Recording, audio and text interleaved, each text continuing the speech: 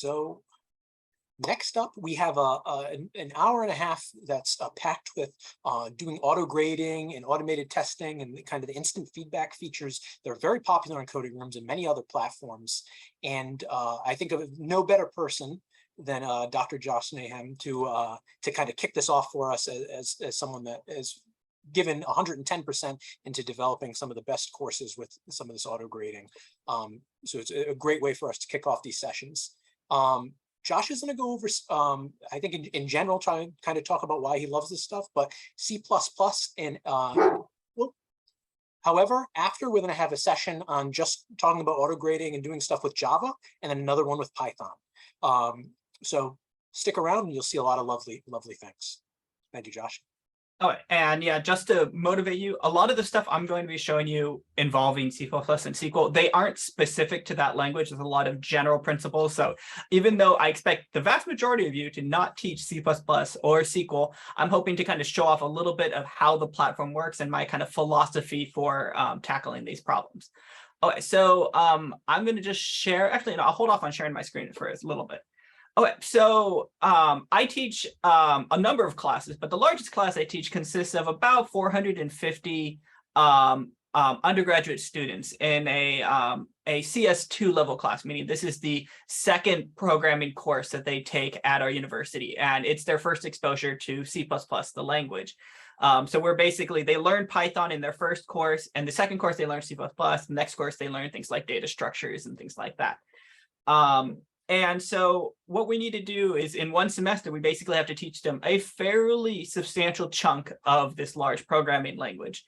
And one thing that makes that a lot easier is giving students the ability to run code really easily. So before I took over this course about, oh gosh, almost a decade ago now, the way things tended to work is we'd teach everybody how to install an IDE on their own local machine. They would run their code. They would get PDFs of here is the problem you need to solve.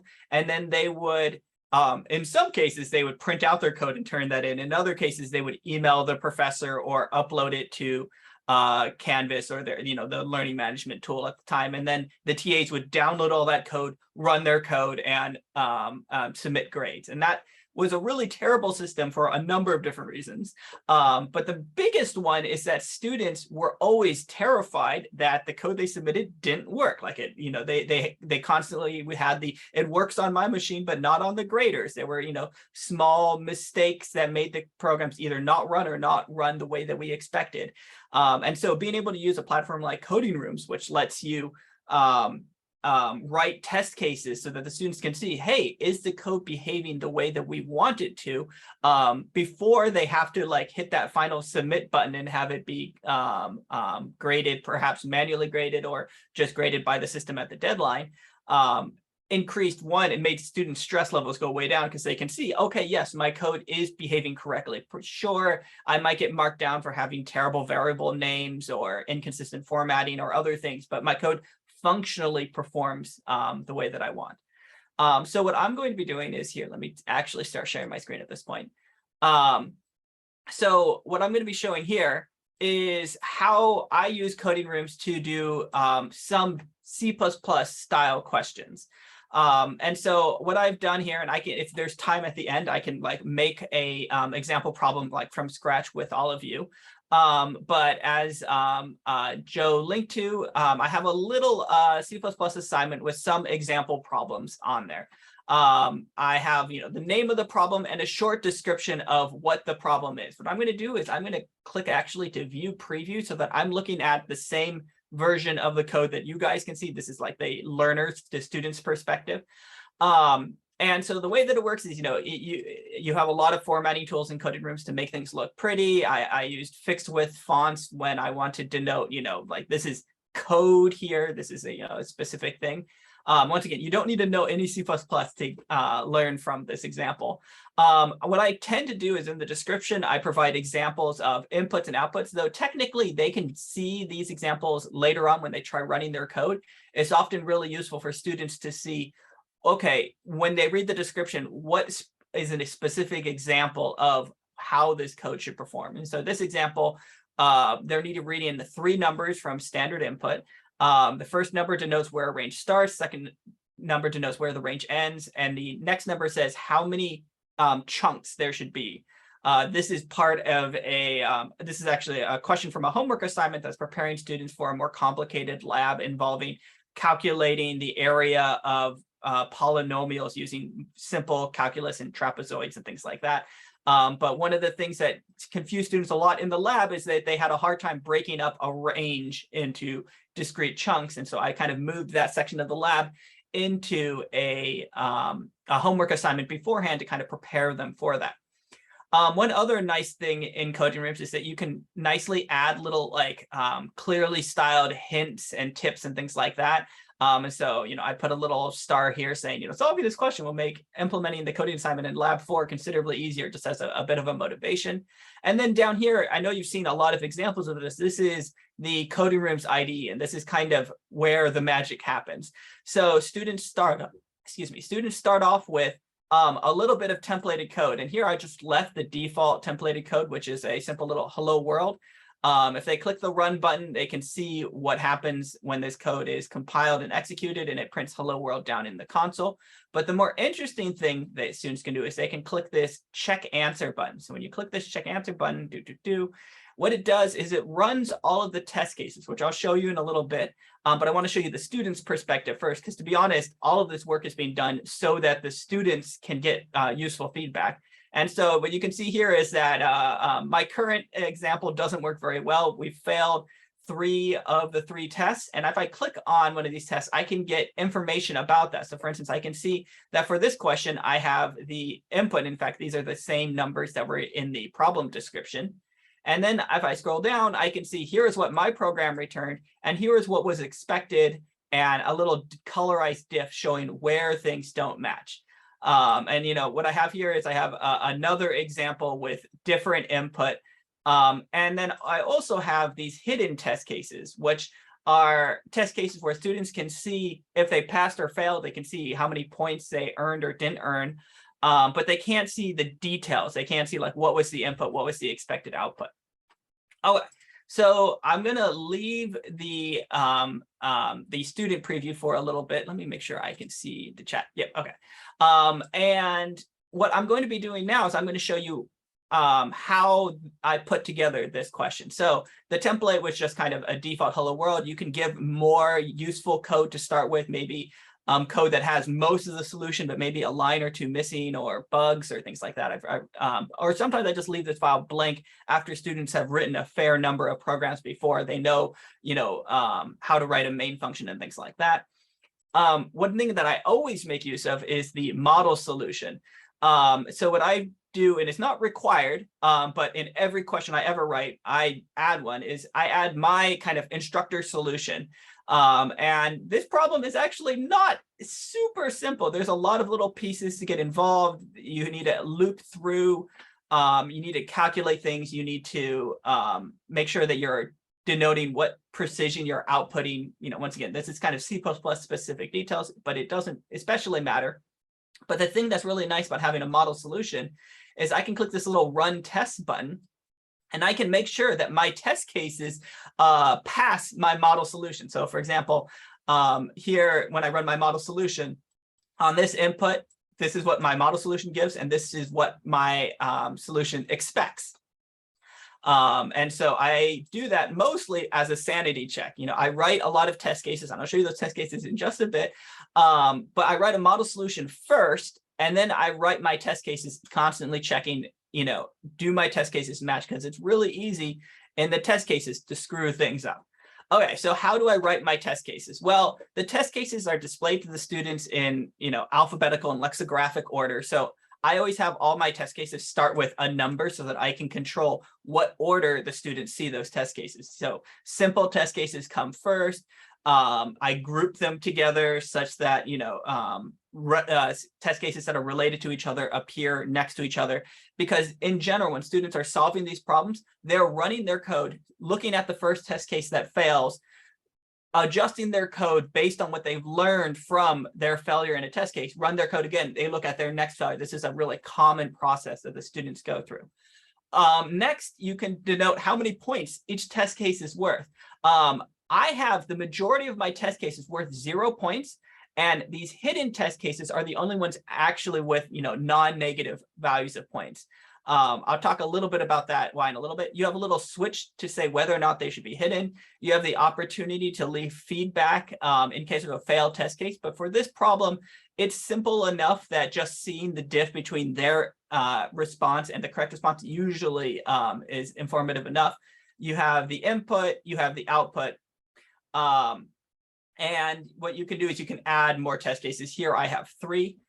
So what I always have is I always have one test case. Usually the first test case is the test case that I have in the problem description, so that, one is a sanity check for me and make sure that my expected description is correct, and I'm not my documentation is getting out of whack with what my code expects.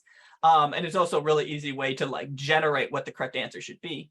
I usually have many visible test cases that aren't hidden, with different inputs, and usually I have them ordered such that they get more difficult as time goes on. So the first test case here has values that are all positive. It's a range between 1 and 2.5. For my second example, I have my range starts at a negative number. So perhaps they wrote code that would only work if it started in the positive range. And if I needed more advanced examples, I could have done that here as well. Okay, now I have hidden test cases where I flip this little hidden switch. And what I use the hidden test cases for is to actually award points. So when students are solving these problems, if they can see every test case, they can see all the details, some students, especially at the university level, will very quickly realize that they can write code that says something like, hey, if the input is these 3 numbers, print out these 4 numbers. No loops or anything, just copy paste the correct answer. If this is the input, print out that. I call it hard coding in my classes. And if you allow it, usually 10 or 20% of students won't actually solve the problem. They'll go to this method, basically tricking the autograder into thinking they've solved the problem. Really, they've just written a series of if this, print this statements. So all of my points are always awarded in hidden test cases, which are usually very minor variations of the visible test cases, such that if you can write code that passes the visible test cases, the hidden ones basically come for free. They're not checking anything that, they're not looking at any other edge cases or things like that. All the trickiness are in the visible test cases. The hidden ones are just minor variations. And that works out really well for encouraging students to solve the problem generally. And, every once in a while, even in my class of 400 students, there'll be 1 or 2 students that write some code that passes to the visible ones, but fails to hidden ones. But that's an excellent opportunity for them to seek assistance, because as an instructor, you can actually see what their hidden test cases are doing and give additional feedback on that. Okay. And so IO test cases are probably the easiest test cases to write. They're often really useful really early on in the course when students have just basically learned how to print out output. But later on, I have basically switched to a different type of test case, and that is unit tests. So here is an example from a little bit later on in the course where they have to implement a header file and an implementation file. And what this class needs to do is it needs to be able to hold 0, 1, or 2 duplicates of a particular integer. It's basically a set class where a set can only hold 0 or 1 instances of an item, where this is a kind of an advanced set class that can hold 2 copies, but no more. And, in the model solution, once again, you don't need to actually know what any of this code does. But, here I've written some implementation that uses templates and pairs. And here's a header file and so forth. But once again, those details don't matter. The more interesting thing to show you is the test bench. So in here, I've made some test cases. And once again, my test cases have names that start with numbers so that I can control their order. This is a visible test case. So I have it worth 0 points and I have it hidden. And then there's this really nice switch called show unit test code. So when I've created this test case, which I can show you in a little bit, I flip the switch on so that students can see this file. Now, once again, this is something that that's only exposed to students after they are comfortable with the IO test cases. And all this is a very simple file that uses the Google C++ unit test framework, which is included in coding rooms, which is nice. And all it does is it includes IOStream so I can print things, and it includes their header file so that I can use the code that they've written.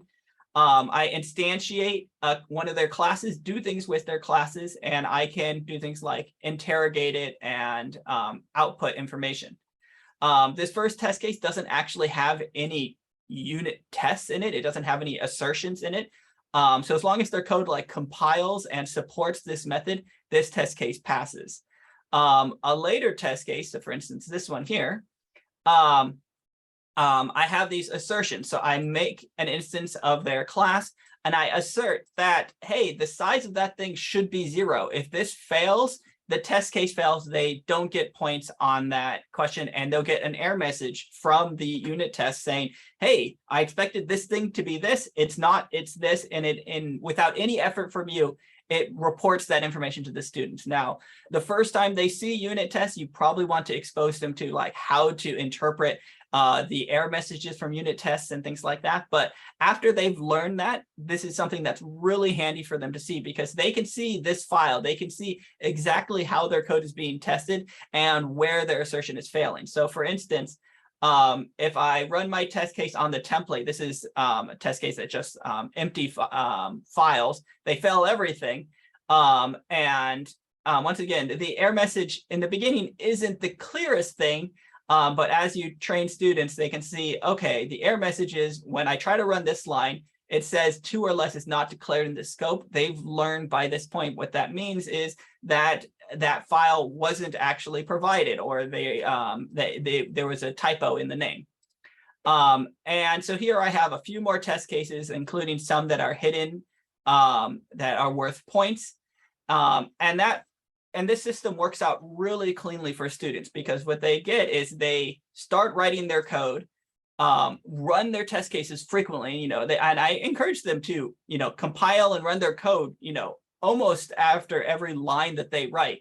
I often encourage them to write code locally in like an IDE, but they can also do things, some do things entirely within coding rooms.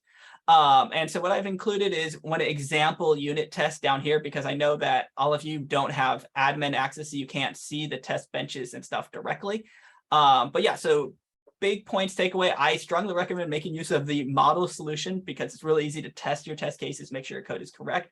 I make use of hidden test cases that are the only ones worth points to reduce hard coding. I write many test cases so that students get a lot of feedback on their code, with the idea that test cases are getting increasingly more complex, increasingly testing more edge conditions. I usually make my first test case very easy to pass. There's a show unit test code switch that makes it so that students can see that unit test case when students have been taught, how to read those sorts of files. Okay, so I know I don't have much time, so I'm going to move on to showing off SQL real quick. And so what I have here is an example SQL question. And once again, just like in the unit test example, I often provide, hey, here is the input for this test case. Here is what I want your query to return. And what I want students to do is write a select query. Now, this is a fairly complicated select query from a little bit later, after they've had a chance to practice with joins and other kind of complicated things. Apologies for the train that decided to pass by. Let me see if I'm closing my window a bit to reduce that noise. Okay. And the way that I did test cases in coding rooms is it's actually, I cheated and I used the Python 3 test cases. So what I have here is actually a Python 3 unit test case, which I know people are going to be going into more detail later. And it's a fairly complicated script. Well, I mean, it's not hugely complicated. What it's doing is it's making use of the SQLite 3 module in Python. It's opening some files. Here is a file that has the data that I want to fill the database with. Here's a file with my expected correct query.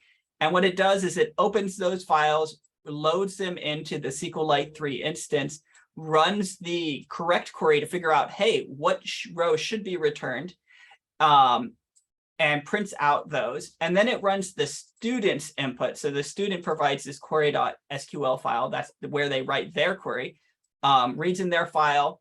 In my class, I disallow natural joins. Once again, it's a detail that isn't relevant here, but it's just to show that this is just Python code. If I want to have to check for particular instances to make sure that names are correctly uppercased or other things like that, this is just Python code that I can write to cause the test case to pass or fail. I run the students rows, and then at the very last thing, I actually have the assertion itself, and that assertion is saying, hey, the rows for my correct query, do they match the student query? And so the nice thing is here, if I run, let's say, my template, which once again is just an empty file, what I have here is that, apologies, I have things kind of zoomed in, is I have this script that reports, hey, here are the, I expect there to be 9 rows returned. Here are the first 5 rows of the correct result. But the student rows, no rows were returned, so that's a fail. And here it's saying the details of the unit test about like, hey, here is what didn't happen. And once again, I have an example of another visible test case with some minor changes. I just changed a few of the rows. And I have hidden test cases, which once again, the students won't see any information. But because I'm in kind of instructor mode, I'm able to actually see the result of hidden test cases. One thing to note is this is an example of a place where I do not click that show unit test code. This is not code I ever want students to see, and they don't ever need to see it. All that they need to see is, hey, what did their query return, and how was that wrong, or how was that correct? All of this code is just for my purposes of actually getting the work done. So in this problem, I have some, example of some small test case database tests to run. Another thing that I make heavy use of in my SQL course, or it's really a database course, which SQL is only a small portion of, is I make use of some sample databases. So there's the Chinook sample database, which has a dozen tables, each with thousands of rows in them, and that here they can write more complicated queries involving joining realistic looking data to do things like, hey, I want you to tell me, I want a list of all of the employees that have more than one customer associated with them. Or in this example, I wanted to figure out, for every combination of billing countries and genres, I want to know what the largest track in the in that set is. Once again, the details here aren't necessary, but the thing that is neat is that one script that I wrote that handles the process of calculating and reporting what the correct results are and the student's results. I just copy and paste that into this test case. The correct query is right there. And the only change really I made is that the setup DB, and now instead of being, 10 lines long, now it's, it looks like 13,000 lines long. But that all works fine and it's fast. One thing to note is that my previous examples are specifically written to work with select queries, but there's nothing to say that you can't write, queries that do things like update or delete or create tables or things like that. And really the only thing that you need to do a little bit different is change your testing code on how you're running their code and what you're doing to examine. So in this case, I asked students to write a function called sanitize that takes a connection to a database and changes that database in particular ways, making the names have the correct formatting, checking for out of range data and things like that. And then all my code does is it runs that setup script, once again, that kind of fills the table with information. I run their function, and then I check to see, hey, when I select all the data out of this table, does it give me the right information? Did they change their data as expected? Okay, so kind of the important takeaway from the SQL section is Coding Rooms does have a actual like SQL language option. However, the way that that works is it kind of just runs their SQL code. It doesn't lend itself to doing unit testing to check for like, hey, did they give you the right answer and things like that. So what I've done is I basically co-opted the Python unit test, which something which, when again, you'll go into more detail later. Just like the previous example, I make use of hidden test cases that are just minor variations of the visible ones. And those are the only ones worth points, so that once again, students don't, and even in SQL, they can, write a select statement that just returns these specific data without ever actually having to query a table if they wanted to. One thing I should make really clear, it's a common gotcha with automated testing. Make sure that your test cases are deterministic, meaning that, they'll always return the same answer for a given piece of code. So one common mistake is, forgetting to specify, hey, students, make sure you return the rows ordered by student name or something like that. And so if they write a select statement that returns rows in an unspecified order, it might pass test cases probabilistically, which is not what you want. And once again, down here, I have the example of that query. Okay, so I saw that there were a bunch of chat messages that went by as I was going. The C++ unit testing, I showed an example of using a class. You can also use a function, and I really don't start unit tests until I've taught them functions and or classes. And so usually I start using unit testing on like the second or third week of the course after they've learned that. Is there documentation on the unit testing specific? So each testing framework has its own rules on how it works. How do you write assertions and things like that? There are examples of how to use all of these frameworks, I believe, on the Coding Room's help. And if you're having trouble finding it, I'm happy to help you with that.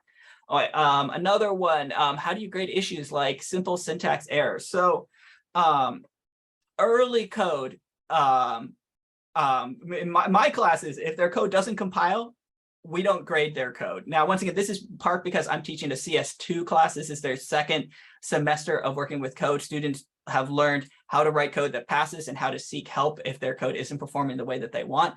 And so, yeah, in this case, if you miss a semicolon, you can fail every test case. If your code doesn't compile, you'll fail every test case. But the nice thing about Coding Rooms is it keeps track of history. You can, and it's because it's so easy to test your code, students basically never turn in code that behaves in ways they don't expect. And that's a really nice thing about having this kind of instantaneous feedback on questions.